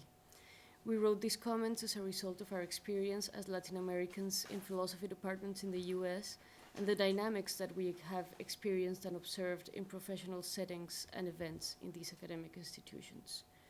We're doing the main part of our presentation in Spanish, and then we're going to present a short summary of the presentation in English. Como Yana dijo, este texto es autobiográfico en alguna medida y bueno, voy a leer así que para poder decir todas las ideas en el tiempo reducido que tenemos disponible. Es innegable que la filosofía producida en el mundo hispanoparlante no tiene mucha difusión en las universidades e instituciones académicas angloamericanas. Si nos tomáramos el trabajo de preguntarle a filósofos de lengua inglesa que mencionen a alguno de sus colegas hispanos, obtendríamos pocas, si alguna respuesta, y lo hemos hecho, hemos preguntado. Más aún, el trabajo de los académicos afiliados a departamentos de filosofía en España y Latinoamérica raramente accede a ser publicado en las afamadas revistas del norte. Esto es especialmente preocupante, dado que los filósofos analíticos de estas regiones dedican su trabajo casi exclusivamente a los debates desarrollados en el mundo anglosajón. Pareciera entonces que la comunicación procede en una sola dirección. Los filósofos hispanos leen y escriben acerca de los debates que se desarrollan en el mundo angloamericano, pero sus contribuciones y comentarios no tienen recepción, impacto o respuesta alguna por parte de los filósofos angloparlantes que los protagonizan. De esta manera, el trabajo de los filósofos analíticos hispanos se ha convertido en una glosa o nota marginal destinada a nunca ser leído por los autores de los textos. Recientemente, algunos filósofos latinoamericanos han sugerido que la solución a este problema es abandonar la producción de filosofía analítica en español, como hemos hablado, como Diana ha mencionado. Si los filósofos hispanos escribieran en inglés, se establecería un diálogo real entre estos dos mundos académicos. Detrás de esta propuesta se cifra la esperanza de que la mera eliminación de barreras idiomáticas posibilite la apertura de un diálogo filosófico con desacuerdos en el contenido, pero sin fricciones en la forma. Algunas de las personas en la mesa se refirieron a la importancia de practicar filosofía analítica en español, y en la próxima mesa se va a hablar de eso también. Sin duda, las diferencias idiomáticas y culturales enriquecen los debates filosóficos de manera sustantiva. La diversidad de voces pone a prueba el alcance y validez de nuestras teorías y contribuye nuevos interrogantes y propuestas originales. Estas son, sin duda, razones de peso para preservar la producción de filosofía analítica en español, y estamos de acuerdo con ellas. Pero al margen de estas consideraciones, vamos a mencionar otros factores que hacen de la propuesta de adoptar al inglés como lengua exclusiva de producción filosófica una política consideramos inviable. En primer lugar, hay razones para sospechar que esta propuesta no solucionaría el problema mencionado. Después de todo, no es cierto que los filósofos en universidades latinoamericanas no escriban en inglés, hablen ese idioma o envíen sus artículos a las revistas sajonas con la expectativa de que aparezcan publicados en las aclamadas páginas de News o The Journal of Philosophy. Sin embargo, el nivel de recepción de estos trabajos sigue siendo insignificante. Es también notable que otras regiones no están sujetas a este problema en la misma medida. Por ejemplo, la producción de filosofía germana o francesa sigue siendo atendida, recibida y comentada por parte de los filósofos angloamericanos en mayor medida que el trabajo producido por sus contrapartes hispanas. Esto sugiere que hay factores en juego que contribuyen a la marginalización de la filosofía producida en el mundo hispano que no se reducen a una simple diferencia idiomática. Sospechamos que los problemas que enfrenta la filosofía analítica de origen hispano no se desvanecerían en el aire si adoptáramos al inglés como idioma exclusivo de producción filosófica. ¿Cuáles son entonces las razones por las cuales la tradición analítica en español ha sido ignorada? Para responder esta pregunta vamos a hacer uso de una distinción formulada por Rousseau entre dos formas de valorar a una persona. Nos referimos a la distinción entre reconocimiento y estima. Nuestra intención no es discutir aquí la distinción en sí misma, tan solo consideramos que ofrece un marco de análisis que resulta útil en el contexto presente. Mientras reconocimiento implica valorar a alguien intrínsecamente en y por sí mismo, estima implica considerar que esa persona merece admiración o elogio a raíz de alguna cualidad que posee, el resultado de su trabajo o algún logro alcanzado. En otras palabras, reconocimiento involucra que una persona, simplemente en virtud de ser tal, sea tenida en cuenta. Por otro lado, estima es algo que uno merece en virtud de cualidades o producciones que uno desarrolla. La distinción se torna clara si advertimos que es posible reconocer y respetar a gente con la cual uno desacuerda y cuyo trabajo o cualidades uno no considera particularmente correctos o pertinentes. Nuestra idea es que la filosofía hispana no es reconocida como una posible fuente de contribuciones que debe ser tenida en cuenta en los debates filosóficos. Detrás de la idea de que la producción de filosofía analítica debe ser llevada a cabo enteramente en inglés, se cifra la esperanza de que, si la producción filosófica hispana estuviera disponible para ser leída por los filósofos sajones, sería apreciada, estimada o refutada en la arena del debate filosófico. Pero la mera disponibilidad de la producción filosófica latinoamericana no garantiza el reconocimiento básico, que es condición necesaria para ser tenido en cuenta como una posible fuente de ideas y contribuciones en el mundo académico. Los motivos, sospechamos, se deben a cuestiones sociopolíticas que exceden las diferencias idiomáticas. La falta de recepción de estos trabajos obedece a diferencias de poder y control del campo intelectual. Nuestra sugerencia es que parte de las razones por las cuales las instituciones y actores de la academia hispana no son atendidos y respetados se debe a su procedencia. En segundo lugar, vale la pena indagar en cuanto a las consecuencias que traería la adopción de la propuesta de escribir y publicar filosofía analítica exclusivamente en inglés. Y aquí nos vamos a enfocar principalmente en Latinoamérica. Pareciera que, además de no resolver el problema de fondo que enfrentan los filósofos hispanoparlantes, esta medida crearía problemas adicionales para la comunidad filosófica latinoamericana. Para empezar, es necesario reconocer que el nivel de inglés en países de habla hispana es dramáticamente bajo. De acuerdo con el tercer informe publicado por Education First en el 2013 acerca del índice de nivel de inglés, solo un país en Latinoamérica tiene un nivel medio, mientras que los demás se encuentran clasificados en los niveles bajo y muy bajo. Si bien los departamentos de filosofía pueden no reflejar directamente estas estadísticas, no es razonable asumir que constituyen la excepción.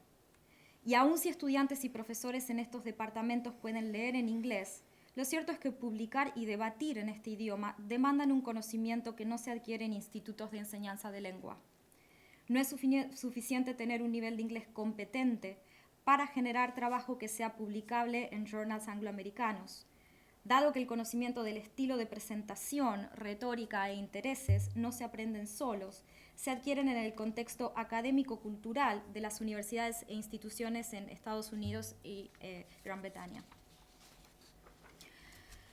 Con este trasfondo, ¿qué tan factible es que los filósofos hispanoparlantes perfeccionen su inglés al nivel necesario para publicar en ese idioma?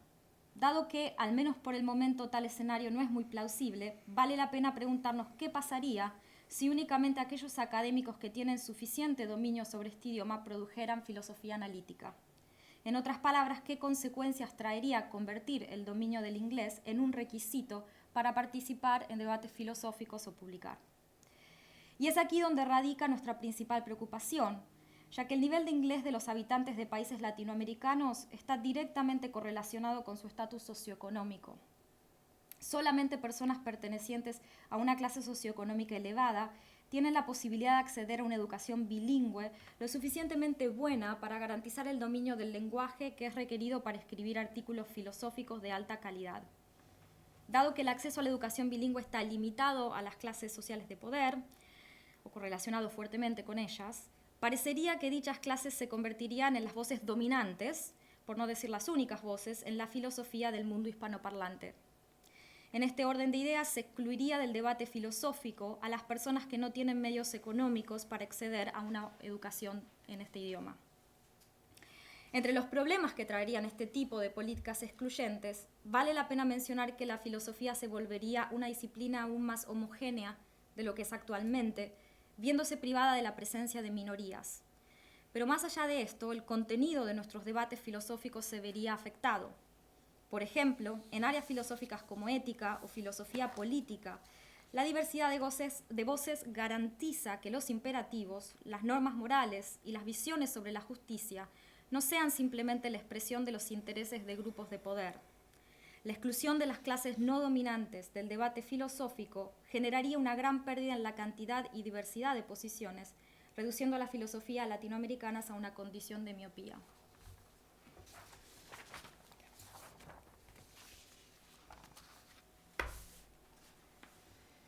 A considerable amount of the work done by Spanish-speaking analytic philosophers addresses current debates taking place in Anglo-American institutions. However, this work has little, if any, impact on these debates. Recently, some Latin American philosophers have argued that this problem could be solved if Spanish-speaking analytic philosophers wrote and published their work in English. We offer two objections against this proposal.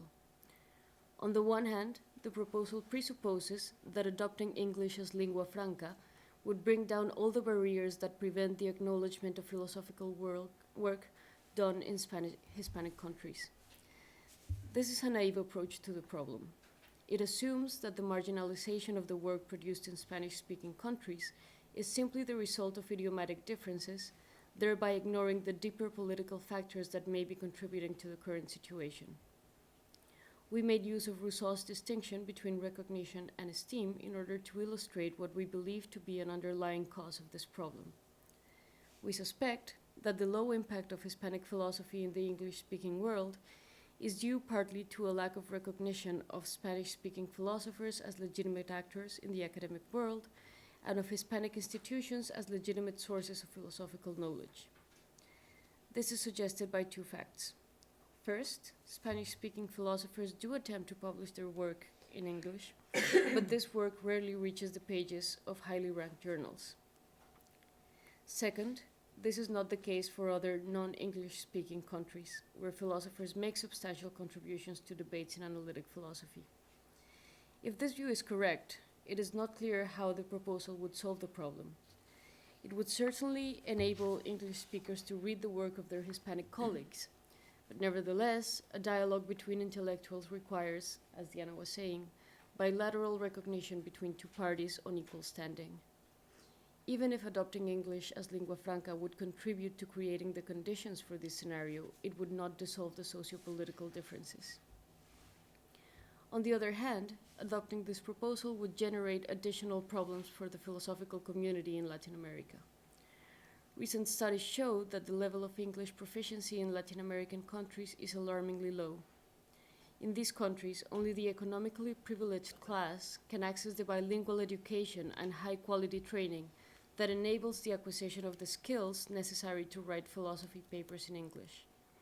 Thus, adopting English as the language of publication of analytic philosophy would render the profession inaccessible to almost anyone who is not a member of the dominant class in Latin America, or at the very least, it would put people who have had no access to a privileged education at an even steeper disadvantage. Analytic philosophy would then become even less diverse and more discriminatory than it is today, being deprived of a plurality of voices and perspectives. We believe this would have a devastating effect on the quality of work in all areas of philosophy. In particular, we fear that moral and political philosophy produced in Spanish-speaking countries would become the expression of the interests and views of the dominant class. Consequently, the moral imperatives and the views on justice that stem from this work, or work in these areas, would be irremediably biased. Okay,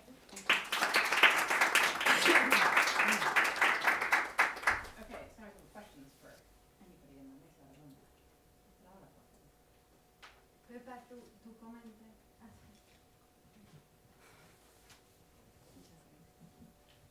Gracias. Pepa, tu comentario me recordó la respuesta que hace García Carpintero a Hurtado, al artículo de Hurtado. Y pensaba que, ¿sabes? Él en el artículo dice que tenemos ejemplos de filósofos angloparlantes cuya aportación filosófica también tiene que ver con ofrecer una cosmovisión, tratar la pregunta relevante sobre la existencia. Entonces habla de Lewis, de Searle, de Dennett, de Fodor. Y claro, tú mencionabas, bueno, quizá podríamos separar la cuestión política de bueno, comunicar nuestras ideas en inglés. Pero ve, si la idea es que, por ejemplo, las aportaciones de Lewis o las aportaciones de Searle, García Carpintero dice, no son relevantes, no son irrelevantes para la sociología, para la economía. No sé, a ver, que quizá no sea necesario decir que son problemas o que no es una cuestión política y sostener a su vez que podemos comunicar nuestras ideas en inglés. No sé si me expliqué. Yo no sé si te entendí tampoco, pero voy a tratar. I don't remember exactly what Manuel García Carpintero, who is, I would say actually the kind of name that comes up quite easily among non-Spanish speaking philosophers, you know, as a counterexample to your case. But anyway, I don't remember exactly the way Manolo was using those cases, but you're right that there is a family, an error of family. Sí, es verdad que hay un artículo en el que la discusión es sobre filosofía analítica, ¿verdad? No es sobre el español, es sobre filosofía analítica por oposición a filosofías con más cosmovisión y estas cosas, efectivamente. Can you repeat the question? Sorry.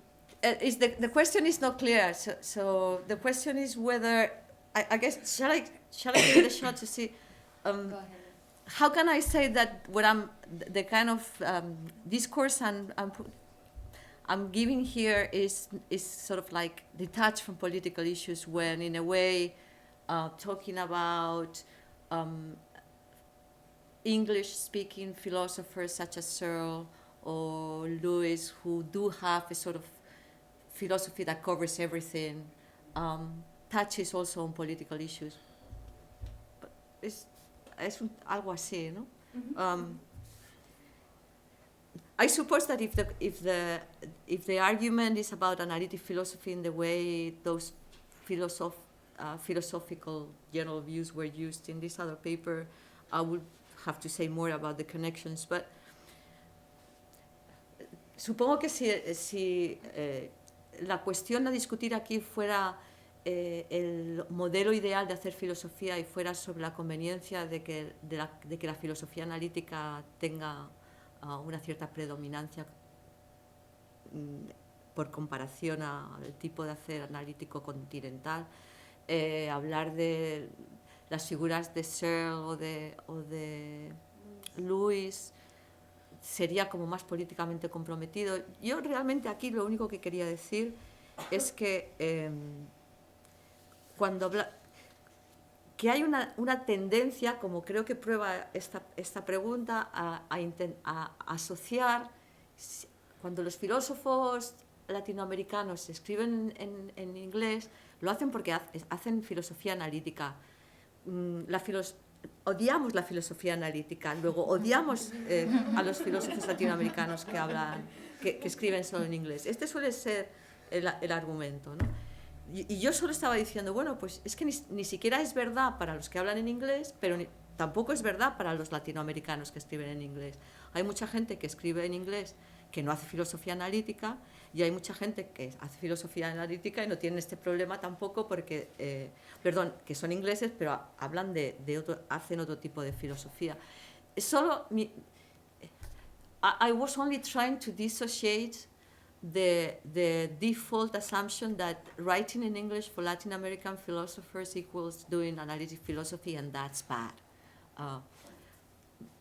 Whether or not there is a political issue, of course there is. It's just that I don't want to get in there because I don't have clear ideas, and because actually, for instance, the kind of issues that were raised just a minute ago about people in power having certain privileges and so forth, they strike me as true, but that they strike me as true for everything, not for philosophy in particular, or for learning English in particular. So in that sense, even though they are relevant, I wouldn't know what to do with those general issues as they apply to philosophy written in English by Latin American philosophers. Even, as I said, I do agree, but they strike me as general issues. You know, the privilege is going to be always up there, learning more and better than anyone else, whether it's English to do philosophy or whether it's maths to do maths, or but I don't feel that comfortable using, you know, those more straightforward political ideas for this purpose. No sabría muy bien qué decir utilizando tesis que por otro lado me parecen totalmente plausibles y verdaderas, como la idea de que la clase privilegiada siempre va a tener mucho mejor acceso a cualquier tipo de instrumento, sea el inglés o sean las matemáticas, ¿no? Pero me parece que ese tipo de consideraciones se aplican a todos los ámbitos y no sabría muy bien cómo traer a colación esas consideraciones para juntarlas con el tema que me parecía que era aquí, que era más sobre, en concreto, la filosofía en español.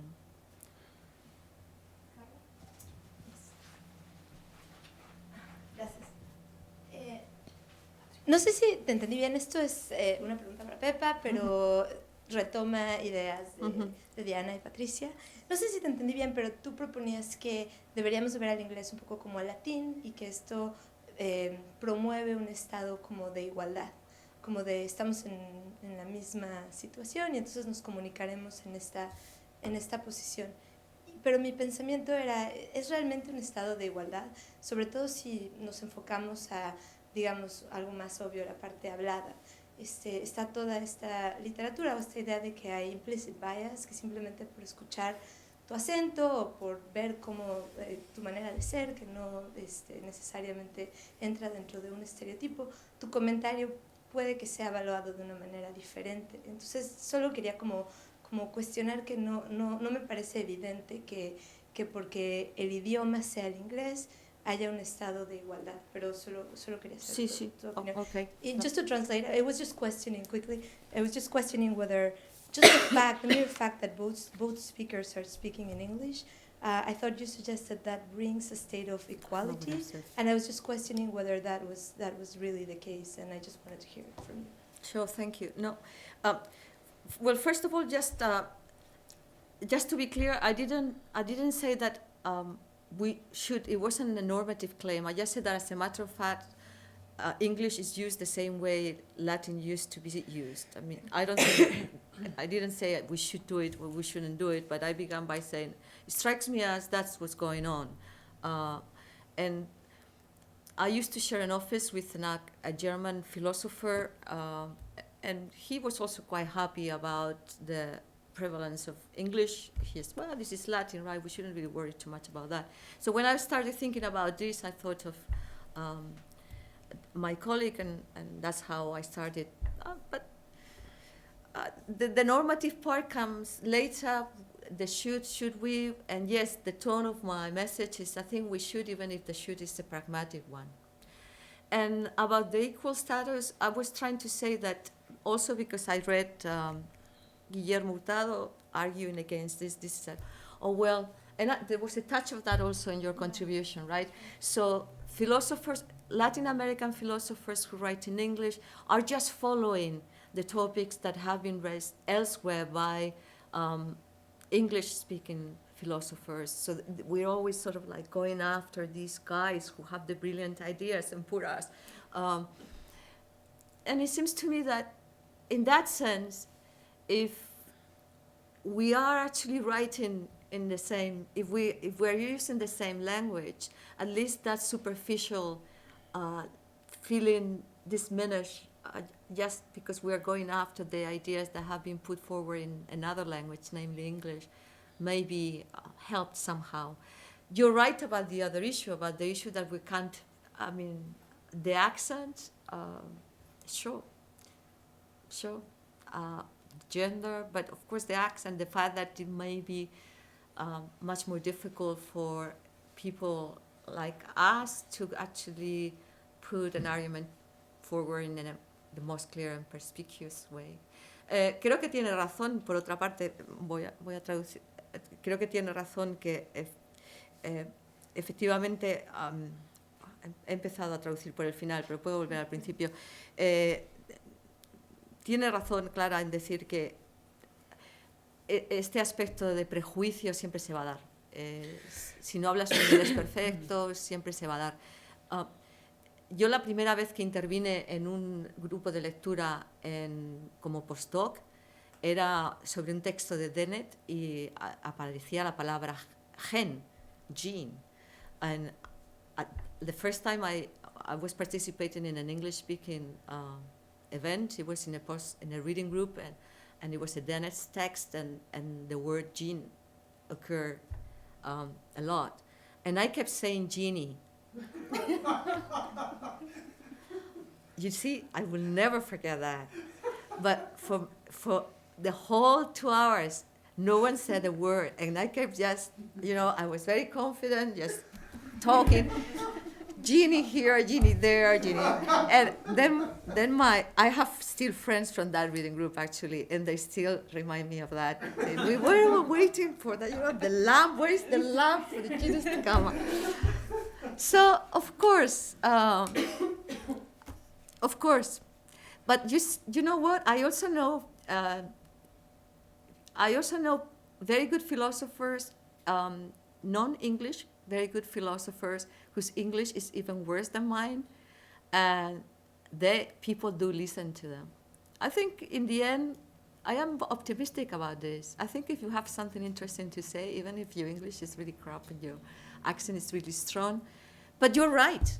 You're absolutely right. The genie thing, oh my God, I mean, who was going to listen to me after that?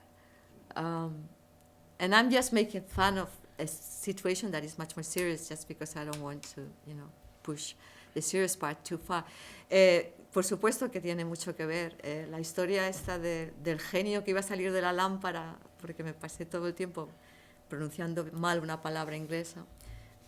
Claro, me parece que este tipo de prejuicios, por supuesto que están ahí. Yo quiero ser optimista y pensar que si al menos tienes la posibilidad de decir lo que tienes que pensar en inglés y lo que tienes que decir, simplemente no porque el inglés tenga sea lo mejor de lo mejor, sino simplemente porque, as a matter of fact, de hecho, el tipo de cosas que nos interesan a los filósofos analíticos, the kind of topics that philosophers analytic philosophers are interested in, have that kind of audience. Pues entonces yo creo que aunque lo hagas muy mal, te van a escuchar. I think you're going to be listened. Okay. So I guess my question is also for Yeah, for the but, nasty, nasty one. But it's a question for these two ladies over here. So I was wondering about the pragmatic point that you made, that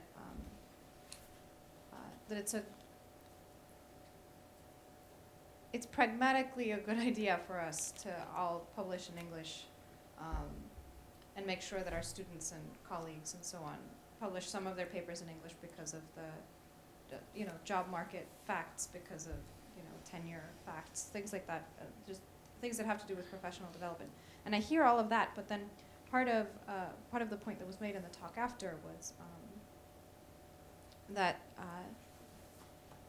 as a result of philosophy being published, especially high caliber philosophy being published exclusively in English, you'll have even less accessibility of that philosophy to people who are not in academia.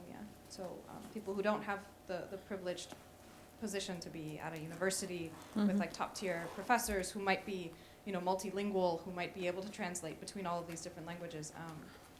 So your average man on the street, as they like to say, will not have any way potentially of getting access to what's being said. And I wonder, on the one hand, how immediate that problem is, because you might think, your average person wouldn't be able to pick up even, one of the premier English language journals and read something out of News and understand it, but even if it were published in their native language. But you might think one of the problems of pragmatically encouraging all of our students to publish in English and read in English and do their professional work in English is that there will be no one translating all of the stuff in English, summarizing it and making it available to a Spanish-speaking public. And I think that's something that we didn't talk about too much, except when Susanna sort of introduced the topic. But one of my main concerns is, insofar as we want to keep serving people in Latin America and in the Spanish Peninsula, you want anything that you do produce to be accessible again. You want some kind of feedback mechanism. And, you can't expect Americans to do that for us, because they're not. Absolutely. You can't expect the British to do it. You can't expect the Australians to do it. No one's going to do it. We have to do it. But then there's this pragmatic question that I have, which is sort of also a problem with the pragmatic suggestion you gave, but something to consider, is that for those of us who are bilingual, it's so much more work to have to think of doing all of your work in two languages. It's like, it's like having two children a little bit. You have one child who's needy and who needs work all the time, but then you have this other child who you're neglecting all the time, who you wish you could give some of your resources to, and so then it becomes a double burden on those of us that are bilingual. There becomes the burden of having to be this amazing English-speaking philosopher, but also having to serve the other side of the coin, the underprivileged, less paid attention to side. And so then it means that you're stretched thinner on the English side. So it's a thorny problem. I don't expect a solution, but I'm just sort of putting the worry out. I think you're right. One part of the text that I had prepared and I didn't have time to read was touching on those issues, coming from the Spanish Society for Analytic Philosophy, of which I'm currently the president, as Diana said. And so one of the goals of the society is actually we're editing volumes in all central areas of philosophy, epistemology, aesthetics, metaphysics, with texts which they're all in Spanish, but the text touch on contemporary issues. And these volumes are being actually incredibly well received by philosophy professors at high schools, who themselves then pass on to these contemporary debates onto their students. And for instance, again, this is biographical, but I am involved now. There are these programs, at least in Catalonia, where you can volunteer to sort of like supervise high school philosophy students. And the target is precisely that sort of giving back through Spanish the sort of contemporary debates which only if you were an English speaker and interested in this person, will have access to. So I think you're right that it's like having extra responsibilities if you are in this kind of business. So I didn't say it was easy, but I think there are also ways of at least opening those paths which are paths of general political responsibility. Esto es de nuevo autobiográfico, pero la Sociedad Española de Filosofía Analítica, de la cual ahora yo soy presidenta, uno de los objetivos prioritarios ha sido publicar volúmenes en áreas centrales de la filosofía, como en epistemología, en metafísica, en estética. Van 3, el próximo es de filosofía del lenguaje, uno de metaética también está en preparación. Y estos volúmenes son volúmenes en español, con contribuciones en español, que son, la mayoría están hechas por gente que está trabajando en debates filosóficos contemporáneos y que al principio no nos dimos cuenta de esto, pero ahora nos damos cuenta que son volúmenes muy apreciados por los profesores de filosofía en institutos, porque los utilizan para enseñar precisamente a sus alumnos temas sobre los que no hay bibliografía en castellano. Y a la vez esto ha servido para que se abran programas de colaboración entre profesores universitarios y alumnos de instituto, que sirve para que más alumnos de instituto quieran hacer filosofía, pero también para que estos alumnos de instituto tengan acceso a estos textos que solo están en español, porque hay este eslabón intermedio de esta gente que sí que tiene acceso al inglés, pero que son hispanohablantes. ¿Puedo decir algo pequeñito? No sé si... muy pequeñito. Una cuestión con respecto a la cuestión pragmática, que evidentemente es muy diferente la situación en España que en América Latina. Por lo siguiente, si yo pienso en el mercado de trabajo, y es cierto que el mercado de trabajo para los filósofos es muy acotado en cualquier lugar, en el caso de América Latina, de Sudamérica, en particular de Argentina, sin duda, lo que deberíamos privilegiar es hacer filosofía en portugués. Sí. No en inglés, porque el mercado laboral en Brasil es enorme, hay mucha más plata para la filosofía que en cualquier otro país de Latinoamérica. Hay muchos argentinos, por lo menos, y supongo que gente de otros países que ha ido a trabajar a Brasil. Y bueno, digamos, si la consideración fuera meramente pragmática, seguramente nosotros tendremos que dar bilingüe filosofía en español y en portugués, si se trata del mercado de trabajo. Entonces, bueno, digamos, es una consideración a hacer, pero digamos, yo no sacaría de esa cuestión la idea de que deberíamos enseñar o colaborar para publicar en portugués. Por otra parte, mi experiencia yendo a Brasil es que muchas veces, por eso yo lo mencioné cuando hice mi presentación, en general la gente en Brasil prefiere que uno le hable en español y no en inglés, sobre filosofía, porque sabiendo muy poco de español, y sabiendo a un nivel medio de inglés, pudiendo hablar en inglés, pueden entender mejor un trabajo de filosofía cuando es un tema técnico en español que en inglés.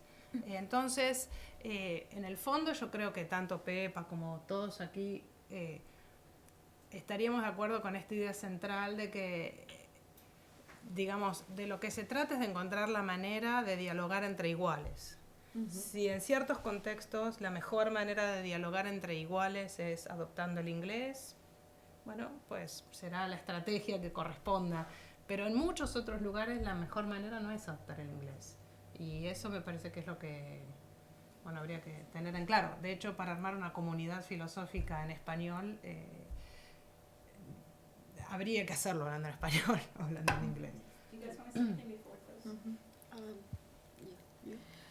No, I wanted to ask Pepa again about the same question, more or less, that Carla was raising before, because you did mention that, of course, sometimes we have troubles expressing ourselves in English because we're not native speakers. But she was talking more about implicit bias, which not necessarily has to do with not having a perfect English or pronouncing genie instead of Jean.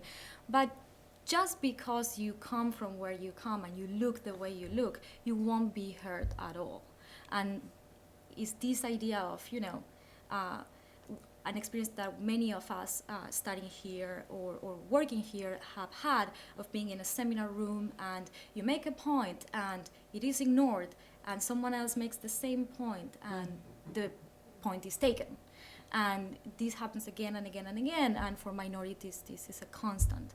And when you come from Latin America, this is it's every day in your life. So I wanted to know what you think of that cases of... I don't think anything that I said could even remotely be used to support that kind of discrimination, right? No. But I want to know if you have any ideas of how to address those issues, or... No, as I said, my only... I mean, about your optimism. You said my that you were optimism, optimistic. What happens without optimism when you face that every well, day? you have to shout louder and just say, and just make those implicit bias explicit and get Joshua on the table. I don't have a recipe, I certainly hope that nothing I've said here is used to claim that anything like that is even remotely admissible. Never mind to be encouraged. All I'm saying is that sometimes you can't get by that. And also, I feel sometimes reluctant to just to sort of victimize myself. A veces no tengo ninguna receta, y espero que nada de lo que haya dicho aquí sirva o se pueda interpretar como que me parece que esto sea aceptable ni remotamente. Pero sí le tengo bastante miedo a la victimización que a veces surge de este tipo de escenarios. So I tend to think, well, maybe since we're all very sensitive, if we are all, or maybe if not when since it, but if we all become really sensitive toward these issues, these kind of issues, and the strategy is okay to make them explicit so that they hurt less, because I think it's less hurting if you then make a point in class and say, well, I just made that point. Could you just explain to me why you didn't think when I said it was an interesting point and no? And that might be aggressive, but I think it's also one of the few tools we have when we are in those situations. I spent a long time after that time just saying genie and reminding all my colleagues of that. Just, it was a tool to get out of, well, don't even think, that I'm less intelligent than you just because I didn't have enough training about phonetics in English. So, but I don't know. I think what my worry is, let's also not make ourselves victims by sort of focusing on that. And that's why at some point in my little text, I mentioned this issue about, well, some of these guys, I'm not saying that we are stupid, but it's just that some of these guys are very good, that they've been educated in very good institutions. They had really good teachers. I'm not saying that our teachers are bad, but come on, I've seen the difference. I've seen the difference because I taught at different institutions, and it does make a huge difference. Where you are educated, what's your upbringing, who you had for your logic teacher. I don't know that. De nuevo, no quiero que suene clasista, pero sí que importa mucho dónde te has educado, quién ha sido tu profesor de lógica, quién ha sido tu profesor de cualquier cosa. Y estas cosas, quiero decir, la calidad se refleja luego de alguna manera, ¿no?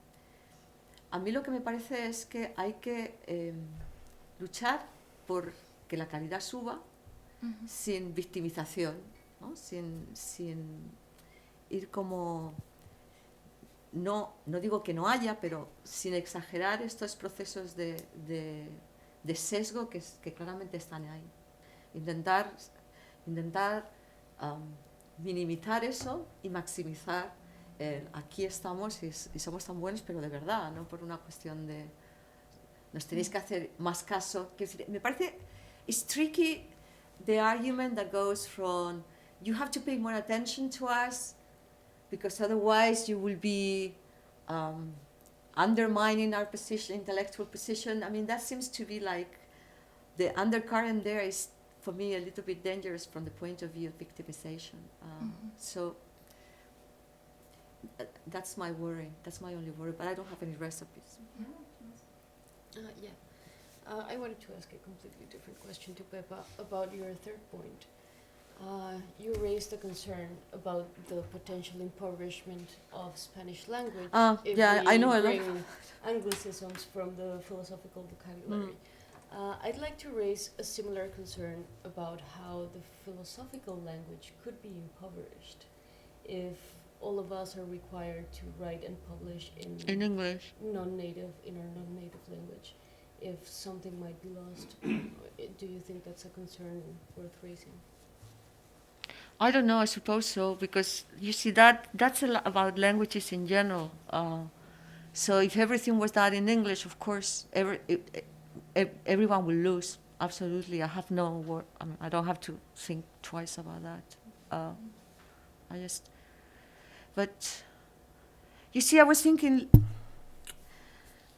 listening to Diana earlier on, and her counter-argument against Pereira and this issue, you know, if Spanish is a minority in analytic philosophy, then